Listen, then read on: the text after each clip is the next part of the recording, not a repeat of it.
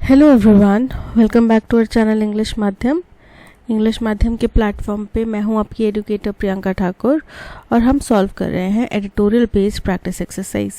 Start करते हैं आज का session with thought of the day, that is success is walking from failure to failure without the loss of enthusiasm. यानी कि सफलता का मतलब क्या होता है कि आपको विफलताएं मिल रही हैं, मल्टीपल विफलताएं मिल रही हैं, बट स्टिल आपने अपना एंथुजियाज्म नहीं लूज़ किया, अपना जो दृढ़ निश्चय है कि मुझे ये चीज़ करनी है वो नहीं आपने हारा, और आप फिर भी निरंतर मेहनत किए जा रहे हैं उसी गोल को अचीव करने की तरफ जो आपने सेट किया है अपने लिए, ठीक है, जो आपने लक्ष्य निर्धारित किया है उसकी तरफ, तो उसे बोलते हैं सफलता, ठीक है, और उसके ज़रिए ही सफलता हासिल होती है।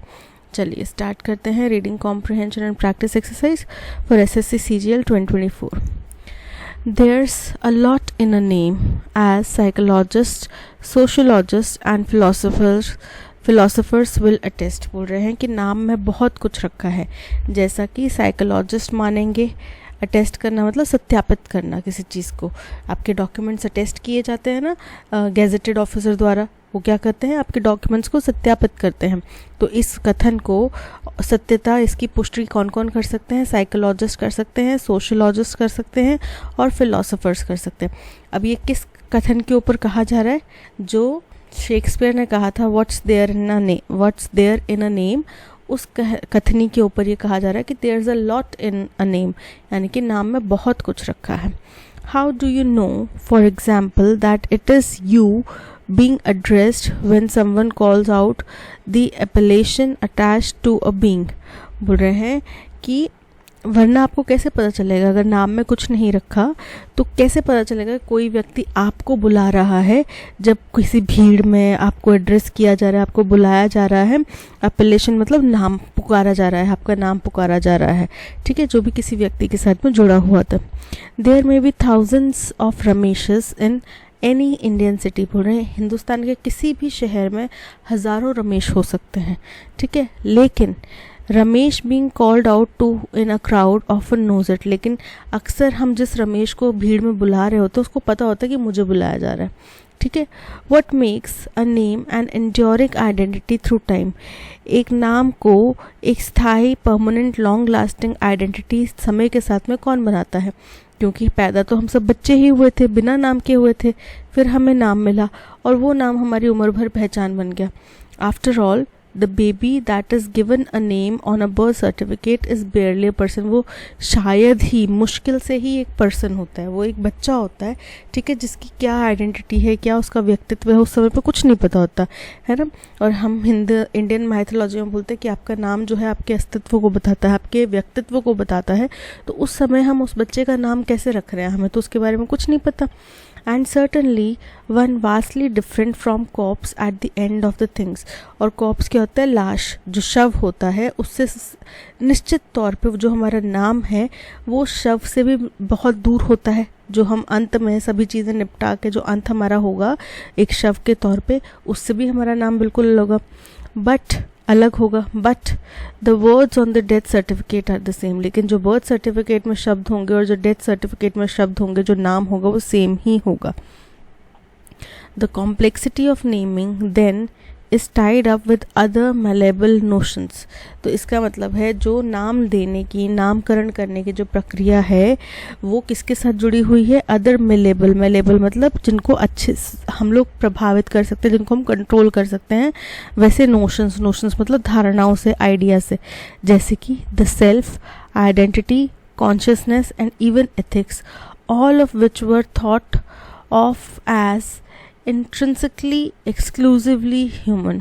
जैसे कि हम खुद, हमारी पहचान, हमारे ज्ञान, कॉन्शियसनेस, हमारी एथिक्स तक भी, ठीक है, और ये सब चीज़ें वो हैं जिनको हम सोचते हैं कि वो मौलिक रूप से ह्यूमन है, एक्सक्लूसिवली ह्यूमन है, यानी कि केवल इंसानों के अंदर होती हैं ये चीज़ें अनटिल नाउ। लेकिन ये सब हम अब तक सोचते थे, क्योंकि अ study published in nature ecology and evolution, एक नेचर इकोलॉजी एंड एवोल्यूशन नाम की एक स्टडी पब्लिश की गई इस जर्नल में, इस पब्लिकेशन में, shows how elephants Their rich social and emotional lives as well as complex communication capacity has long been known. बोल रहे हैं इसमें दर्शाया कि कैसे एलिफेंट्स जिनकी बहुत ही रिच सामाजिक, रिच मतलब बहुत ही फली फूली सामाजिक और इमोशनल ज़िंदगियाँ होती हैं और कॉम्प्लेक्स कम्युनिकेशन की कैपेसिटी भी ये लोग रखते हैं, जो कि हम लंबे समय से जानते हैं, call each other by specific name. तो ये एलिफेंट्स क्या करते हैं, ये कॉल ईच अदर, एक दूसरे को कुछ पर्टिकुलर नाम से, स्पेसिफिक नाम से बुलाते हैं.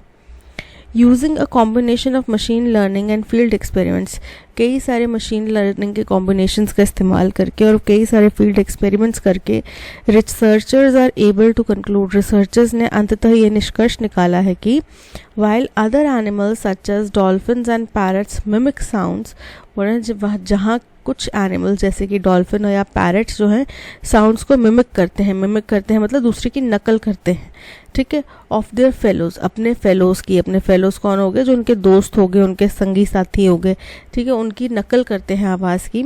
That can act as name, जो कि नाम का रूप ले सकती है. जैसे कि अगर हम कई दफ़ा पहचान कौन वाला खेल खेलते हैं ना, कि मैं उस बंदे की नकल करूँगा, तुमने पहचानना है वो कैसा है, ठीक है, तो मैं जैसे कि कंगना रनावत की एक्टिंग करते हैं ऐसे बोलते हैं, तो इसलिए कहा जाता है, तो आप समझ जाएंगे कि मैं किसकी एक्टिंग कर रही हूँ. क्यों? क्योंकि उसकी साउंड जो है उसकी पर्सनैलिटी का एक हिस्सा है.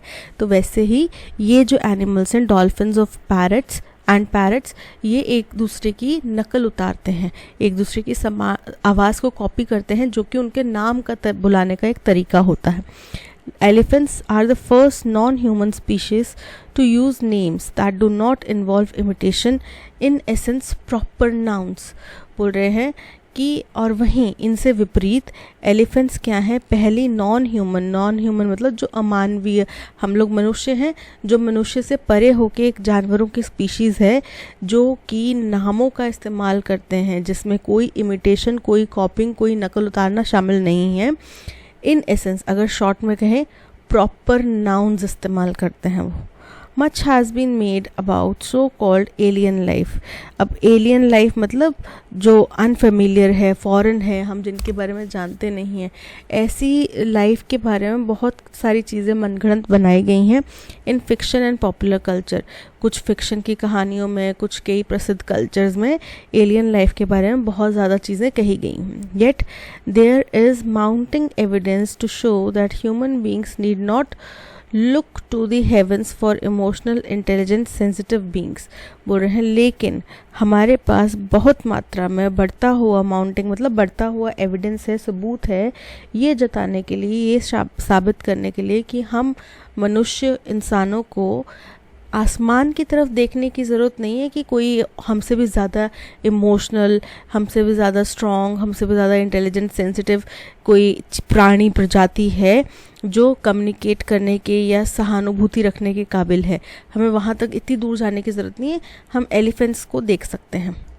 The act of naming, in addition to traits like grief, memory, and social ties, strongly indicates that elephants are people too.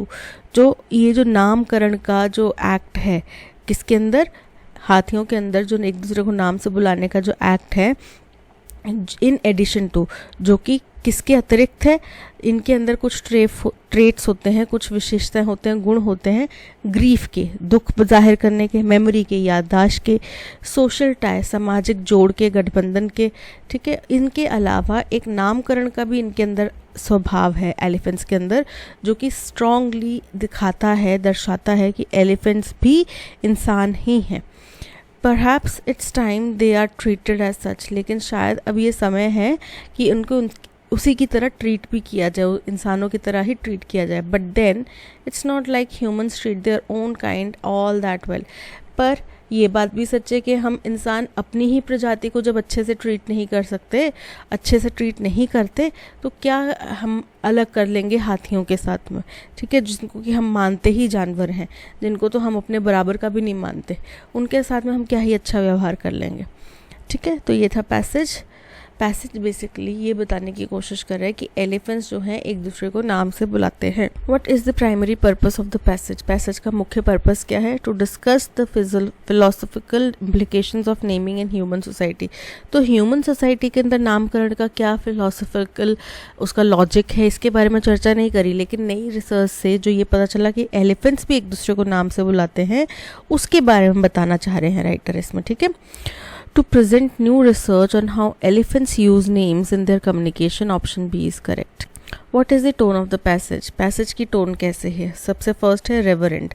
देखो पैसेज में हालांकि रिस्पेक्ट जताई गई है एलिफेंट्स के प्रति, लेकिन ये ज़्यादा ये समझने के ऊपर जोर देता है कि भाई हमें दूसरे जानवरों के प्रति सहानुभूति रखनी चाहिए, हमें उनको अपने समकक्ष समझना चाहिए, ठीक है। हम खुद को, इंसान जो है खुद को इतना सुपीरियर समझने लग गया है ना कि वो दूसरे जानवरों की वैल्यू ही नहीं करता। शायद ये चीज़ों को छोड़ना पड़ेगा। इनडिफरेंट मतलब कि भाई not interested, not so concerned, ऐसा तो पैसेज नहीं है। एक नई रोचक बात समझ में आई है, हमें पता चली है, उसको शेयर कर रहे हैं वो, तो इनकरेक्ट हो जाता है। क्रिटिकल मतलब किसी को क्रिटिसाइज़ करना, किसी की निंदा करना, तो यहाँ पे ये भी करेक्ट नहीं है, ठीक है। किसी को क्रिटिसाइज़ नहीं किया गया, बल्कि एक पॉजिटिव चीज़ कुछ सामने आई जिसके प्रति वो सहानुभूति रखने की बात कह रहे हैं, so option D is correct. What is the main theme of the passage? The complexity of naming in human societies. तो ह्यूमन सोसाइटी के अंदर नामकरण करने की जटिलताओं के बारे में मैंने पहले भी बताया कि चर्चा नहीं की है। वो एक भूमिका बांधने का प्रयास किया जा रहा था कि जैसे हम इंसान एक दूसरे को नाम लेके बुलाते हैं, हमारे अंदर नामों की महत्वता है, वैसे ही हाथी भी एक दूसरे को नाम लेके बुलाते हैं और उनके अंदर भी नामों की महत्वता है। The emotional and social lives of elephants, option B is correct. What conclusion can be drawn about the similarities between humans and elephants based on the passage? Passage के अनुसार इंसानों और हाथियों के बीच में क्या क्वालिटीज सेम है? तो कुछ ट्रेट्स है ना कि वो भी ग्रीफ कर सकते हैं, वो भी एक दूसरे के दुख में शामिल हो सकते हैं, वो भी अपने बारे में जानते हैं, सेल्फ अवेयर है, संबंध बनाते हैं। Both human and animal use imitation dolphins और पैरट्स द्वारा किया जाता है। Elephants use of name suggests they possess a level of self-awareness similar to humans. बिल्कुल करेक्ट है, option B is correct. What is the primary argument presented in the passage? Passage के अंदर मुख्य तर्क क्या दिया गया है? Elephants use of name proves they are more intelligent than other animals. कि एलिफेंट जिस तरीके से नामों का इस्तेमाल करते हैं वो ये सजेस्ट करते हैं कि बाकी जानवरों से ज़्यादा इंटेलिजेंट है। तो जानवरों का नाम लेना, एक दूसरे का नाम रखना, ये बात नहीं दर्शाता कि वो दूसरों से ज़्यादा इंटेलिजेंट है, पर वो दूसरों से अलग ज़रूर हैं। Fiction and popular culture often exaggerate the uniqueness of human emotional and social traits. बोल रहे हैं कुछ फिक्शन यानी कि मनगढ़ंत जो कहानियाँ हैं, कुछ पॉपुलर कल्चर में अक्सर ह्यूमन इमोशंस और सोशल ट्रेट्स की यूनिकनेस को एग्जैजरेट किया गया है, तो ये इनकरेक्ट हो जाता है। ऐसा हमने पैसेज में कहीं भी नहीं पढ़ा। हाँ, वो फिक्शन और पॉपुलर कल्चर में एक एलियन फोर्स के बारे में ज़रूर बात करते हैं, ठीक है। Elephants possess emotional and social characteristics similar to humans, indicating they should be treated with similar respect. बोल रहे हैं एलिफेंट्स जो हैं वो इमोशनल और सोशल कैरेक्टरिस्टिक पोजेस करते हैं, उनके अंदर सोशल और इमोशनल भावनाएं होती हैं जो कि बिल्कुल इंसानों के सिमिलर होती हैं। इसका मतलब ये है कि भाई हमें उनको भी सेम इज्जत देनी चाहिए। Option C is correct. Suryamani father could no longer support the family on the small land. सूर्य नानी कोई व्यक्ति हैं, उनके पिताजी के पास थोड़ी सी ज़मीन है, तो अब वो उस ज़मीन के ऊपर अपने परिवार का भरण पोषण नहीं कर सकते। He moved to the town in search of work. तो इसलिए वो शहर चले गए काम की तलाश में। But things did not improve. लेकिन उनकी स्थिति उससे सुधरी नहीं। Sometimes there would be no food in the house. कई दफ़ा घर में खाने का एक दाना तक नहीं होता था। At times मनिया चाचा uncle would send dash grain from his small shop to Surya Mani's house. तो बोल रहे हैं कई दफ़ा उनके एक चाचा मनिया चाचा थे जो उनके घर में कुछ अनाज भेज दिया करते थे अपनी दुकान से. चाचा tried hard and got admission for Suryamani in the school in Bishanpur. बोल रहे हैं जो उनके चाचा थे उन्होंने बहुत मेहनत करी और सूर्यमणि का स्कूल में एडमिशन करवा दिया बिशनपुर में. Hair they dash to pay for fees uniforms and books. तो यहाँ पे उनको पे नहीं करना पड़ता होगा, तो here they would not have to pay for fees uniforms and books होगा. ठीक है. Suryamani would have to stay there and study. Suryamani को वहीं रह के पढ़ाई करनी होगी. Suryamani didn't want to leave her village and forest. तो सूर्यमणि अपने गांव और अपने जंगल को छोड़ना नहीं चाहती थी. But Maniya chacha was dash. लेकिन मनिया चाचा बहुत एडामेंट रहे होंगे, बहुत ज़िद्दी रहे होंगे, बहुत दृढ़ निश्चय वाले रहे होंगे. If you do not study what will you do? Go hungry. बोल रहे हैं उन्होंने कहा कि अगर तुम पढ़ोगे नहीं तो तुम क्या करोगी? भूखी मरोगी. Suryamani would argue. तो आगे से सूर्यमणि जवाब देती है, why should I go hungry? मैं क्यों भूखी मरूंगी? The jungle is there to help. जंगल मेरी मदद करेगा. चाचा ट्राइड टू एक्सप्लेन. चाचा उसको समझाने की कोशिश करते हैं.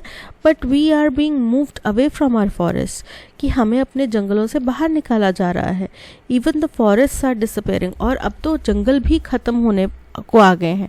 In their place mines are being dash. अब माइंस क्या होती हैं? खदानें. खदानें क्या की जाती हैं? खोदी जाती हैं. खोदने को बोलते हैं डिग करना. ठीक है. तो in their place mines are being dug. Dams are being built. और उनकी जगह पे डैम्स बनाए जा रहे हैं. Believe me it is important for you to study. मेरा विश्वास करो तुम्हारे लिए पढ़ाई बहुत ज़रूरी है. To understand about laws. ताकि तुम कानून के बारे में समझ सको. Maybe then you can help to save our forest. शायद तब तुम हमारी मदद कर सको हमारे जंगलों को बचाने में. Young Suryamani listened and tried to understand some of what he said.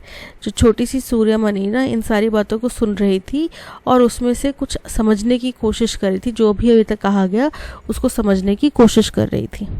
तो eight times Maniya chacha would send dash grains. Some grains. Some मतलब थोड़े कुछ गेहूं उनको, थोड़ा बहुत अनाज उनको देते थे खाने के लिए.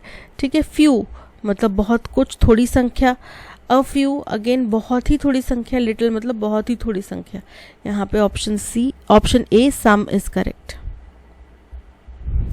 चाचा tried hard and got admission for Suryamani in the school in Bishanpur. Here they dashed to pay for the fees and uniforms and books. बोल रहे हैं यहाँ पे उनको नहीं पे करना पड़ता था. तो दे वुड टू पे तो नहीं होगा. हेयर दे हैव टू पे भी नहीं होगा. विल नॉट भी नहीं होगा. क्या होगा? Would not have. उनको नहीं करना पड़ता. Option D is correct. Suryamani didn't want to leave her village and forest but Maniya chacha was dash. वो क्या थे मनिया चाचा? कन्फर्म मतलब सुनिश्चित थे. रीअफर्म मतलब किसी चीज़ को दोबारा दोहरा के पक्का करना. फर्म मतलब दृढ़ थे. वो निश्चय कर चुके थे, वो उसके ऊपर टिके हुए थे. और चाम मतलब आकर्षित करना. तो यहाँ पे option C firm is correct. Even the forest are disappearing in their place mines are being dug. Dry मतलब सूखना. कर्ब मतलब रोकना. ड्रॉट मतलब सूखा. और डग मतलब खोदना. तो माइंस खोदी जाती हैं. अच्छा, पैराजंबल का क्वेश्चन है, हमें इसको रीअरेंज करना है. The European council directed the European union countries in October 22 with aim of reducing electronic waste. Such devices be equipped with a single connector, the standard USB-C. बोल रहे हैं यूरोपियन काउंसिल है, उसने यूरोपियन यूनियन की जो countries हैं उनको अक्टूबर 2022 में निर्देश दिए. किस चीज़ के निर्देश दिए? With the aim of reducing. अब निर्देश दिए किसी उद्देश्य के साथ में, तो ये तो यहाँ पे फिट नहीं बैठ रहा. सच डिवाइसेस की इस उद्देश्य के साथ में कि इलेक्ट्रॉनिक वेस्ट जो है वो कम हो. ठीक है. सच डिवाइसेस भी equipped with a single connector. ऐसे डिवाइसेस जो हैं वो एक ही तरीके के कनेक्टर के साथ में आए. द स्टैंडर्ड USB-C, जिनमें सभी में USB-C. अब पहले जब नोकिया के फ़ोन आते थे तो पतली पिन वाला चार्जर, मोटी पिन वाला चार्जर, फिर उसके बाद में कुछ अजीब सी इस तरीके की पिन वाला चार्जर पहले आता था, थोड़ा सा मोटा सा, और इस तरीके की उसकी पिन होती थी. ठीक है।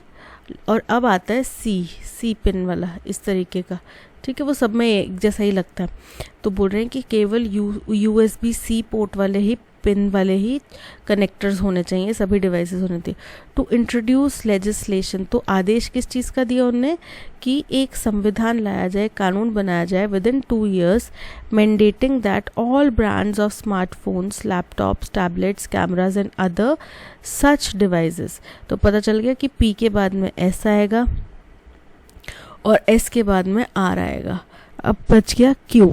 With the aim of reducing electronic waste, the European Council directed the European Union, यानी कि Q सबसे पहले आएगा। तो क्या हमारा अरेंजमेंट बन गया QPSR, option C is correct. India's decision to procure 12 Sukhoi 30 MKI, अब बोल रहे हैं हिंदुस्तान का जो फैसला है कि वो हासिल करें, प्रोक्योर मतलब हासिल करना, खरीदना, 12 सुकोई 30 MKI। अब ये क्या है, फाइटर जेट्स हैं। तो ये फाइटर जेट्स उन्होंने कहाँ से हासिल कर रहे हैं, रशिया से। ये जो डिसीजन है ये क्या करता है, sends out a clear signal, ये एक साफ सिग्नल देता है that catering to pressing strategic needs is at the core of country's defense acquisition policy। ठीक है, समझ में आ गया कि हमारी जो स्ट्रैटेजिक ज़रूरतें हैं उनको केटर करना हमारे देश के डिफेंस एक्विजिशन पॉलिसी का अहम मसला है, अहम उद्देश्य है। ठीक है, तो ये पूरा PQRS जिस फॉर्म में लिखा गया है उसी फॉर्म में आएगा, A is correct. The shareholders are planning to dash control of the company from the current director। shareholders plan कर रहे हैं कि वो कंपनी का कंट्रोल, फ्रॉम मतलब अलग होने के बाद कर बात है, करंट डायरेक्टर से उसका कंट्रोल, कंपनी का कंट्रोल क्या करें, ले हासिल कर लें। ठीक है, अब फर्स्ट है रूस्ट। रूस्ट होता है बेसिकली जहाँ पे पक्षी रहते हैं, पक्षी जो है वो सेटल करते हैं, रुकते हैं, ठहराव डालते हैं, उसको बोलते हैं रोस्ट। रोस्ट मतलब पकाना। रेस्ट मतलब कि उसका अधिकार, नियंत्रण प्राप्त करना, कुछ चीज़ हासिल करना। और रेस्ट मतलब आराम करना। यहाँ पे option C is correct. Research has proved that meteors have largely destructed and impacted earth. अब यहाँ पे इनकरेक्टली स्पेल्ड वर्ड बताना है। देखो साफ पता चल रहा है इम्पैक्टेड के स्पेलिंग इनकरेक्ट है। क्या होता है इम्पैक्ट के, IMPACT, ये होता है इम्पैक्ट के स्पेलिंग, और TED इम्पैक्टेड हो जाता है। तो यहाँ पे ऑप्शन A के स्पेलिंग इनकरेक्ट है। No less than 8 pedestrians were killed in accident। अब pedestrian जो है वो काउंटेबल नाउन है। ठीक है, क्या है, काउंटेबल नाउन है। तो जब काउंटेबल नाउन आता है तो क्या होगा, no fewer than, बोल रहे हैं 8 लोगों से कम नहीं मारे गए, किसमें, एक्सीडेंट में। Option C is correct. Leisure का एंटोनिम बताना है। लेजर का मतलब होता है खाली समय, फ्री टाइम, है ना, फुर्सत। और उसका एंटोनिम क्या आएगा, चलिए देखते हैं। He was relaxing and enjoying. Relax करना मतलब आराम करना, जो कि लेजर में किया जाता है। एन्जॉय करना मतलब मनोरंजन करना या खुद को एंटरटेन करना, वो भी लेजर में किया जाता है। Last week in Spain but now he is working hard for the firm. तो वर्क हार्ड कब करते हैं इंसान, वर्क कब करता है, जब वो काम कर रहा हो, यानी कि फुर्सत के पलों के अलावा वो क्या करता है, वर्क करता है। तो यहाँ पे working, option B is the correct answer. A remarkable discovery was made by the scientist। अब by के बाद में जो होता है वो क्या होता है, हमारा सब्जेक्ट। द साइंटिस्ट क्या किया है उसने, was हेल्पिंग वर्ब, made किया, बनाया, हासिल किया। तो क्या है ये, वर्ब है हमारा। तो द साइंटिस्ट was made की वजह क्या आएगा, made a remarkable discovery। The scientist made a remarkable discovery, option A is correct। He speaks pleasantly with her yesterday। अब कल बात की गई थी, और speaks जो है वो आम तौर पे करने वाली या फ्यूचर में होने वाली घटना के बारे में बताता है, यानी कि speaks यहाँ पे इनकरेक्ट होगा क्योंकि हमारा टास्क जो है yesterday यानी कि पास्ट में हुआ था। तो he speaks pleasantly की बजाय क्या आएगा, he spoke pleasantly with her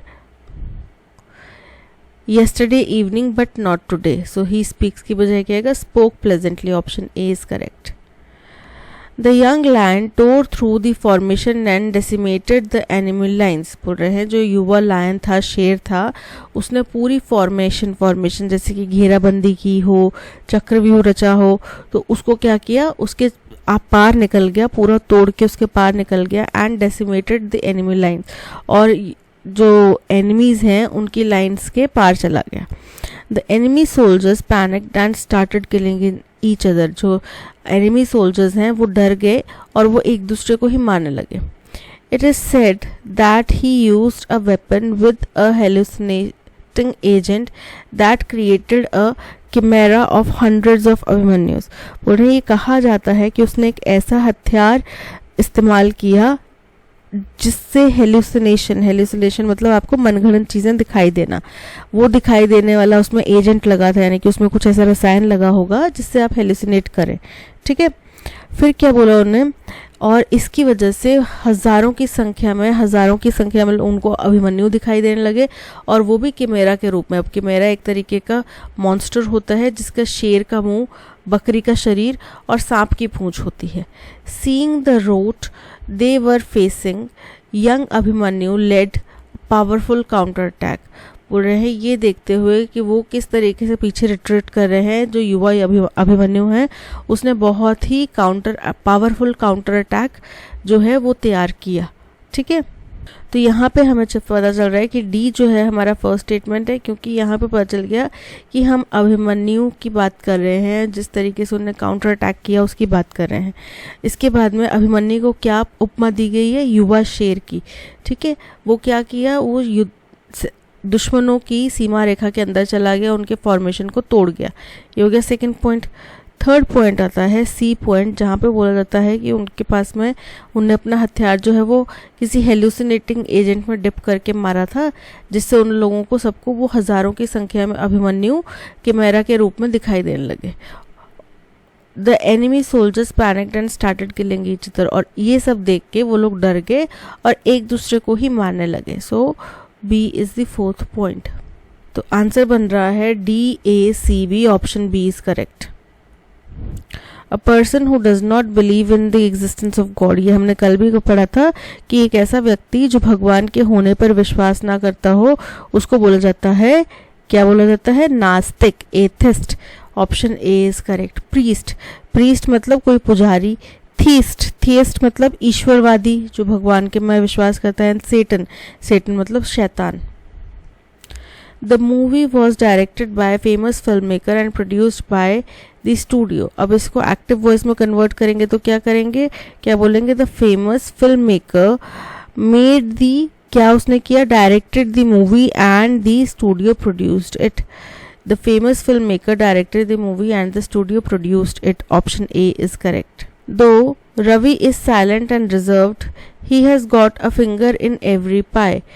हालांकि रवि बहुत ही शांत स्वभाव का, रिजर्व नेचर का व्यक्ति है, लेकिन फिर भी उसने अपना हाथ जो है बहुत सारी जगहों पे दे रखा है, यानी कि उसने बहुत सारी जगहों में इन्वेस्टमेंट कर रखा है या बहुत सारे बिजनेसेस में काम डाल रखा है। ठीक है, सो अ फिंगर इन एवरी पाई का मतलब होता है बहुत सारा अपना काम बढ़ा रखा है। He exhibited his senseless behavior at the conference. तो exhibited नहीं होता, exhibited होता है। तो exhibited की स्पेलिंग होता है EXHIBITED, exhibited। ठीक है, और senseless की स्पेलिंग भी इनकरेक्ट है, SENSE, sense LESS। ठीक है, so exhibited and senseless, option B is correct. The same frantic, she became frantic as she lost her purse on the busy streets of the market.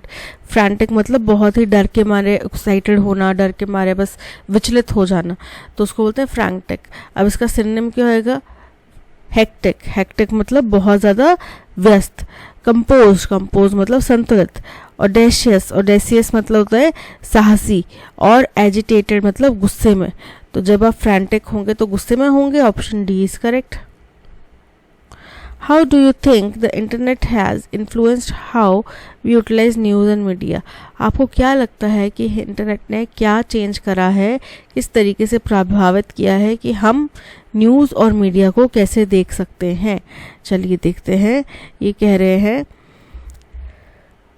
Has influenced how we utilize के, और replace कर सकते हैं तो कीजिए। चलिए, तो क्या आएगा, has impacted the way we consume news and media, option D is correct. And the challenges faced in its, बोल रहे हैं और जो चैलेंजेस परेशानियां फेस की गई इसमें, द रिपोर्ट डिस्कस, जो रिपोर्ट है वो डिस्कस करती है the state of renewable energy, कि क्या स्थिति है रिन्यूएबल एनर्जी की, implementation along with potential solutions, उसके इम्प्लीमेंटेशन की क्या स्थिति है और उसके साथ साथ में उसके समाधान क्या क्या हैं। ठीक है, तो फर्स्ट हमारा स्टेटमेंट होगा क्यू स्टेटमेंट, जहाँ पे बोला कि कोई रिपोर्ट आई है जो क्या डिस्कस कर रही है उसके बारे में, तो वो डिस्कस करती है the state of renewable energy. Second, and the challenges faced in its. Third, implementation along with potential solutions. 4, तो अरेंजमेंट बन रहा है QRPS, option B is correct. That's all, आज के सेशन में इतना ही। Thank you so much for watching. अगर कंटेंट पसंद आया हो तो लाइक, शेयर और सब्सक्राइब जरूर कीजिएगा। मिलते हैं नेक्स्ट सेशन में। Till then keep learning and keep practising. Bye bye.